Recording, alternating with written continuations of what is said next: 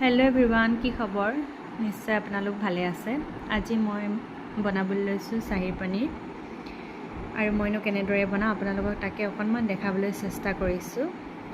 সৰু সৰুকৈ পিয়াজ বিলাহী আৰু আদা নহৰু কাটি লৈছো, লগতে জলকীয়া এটা আৰু আনফালে কেৰাহী গৰম হ'বলৈ দি তাত অকনমান ঘি দিছো আৰু ঘিত জিৰা পিয়াজ জলকীয়া আদা নহৰু আৰু বিলাহী আৰু লগতে কাজু কেইটামান দিছো আৰু তাৰ জোখ অনুপাতে অকনমান নিমখ দিছো। নিমখ দি অকনমান ঢাকি ৰাখিছো যাতে বস্তুখিনি কোমল হয় আৰু ভালকৈ সিজি যায়।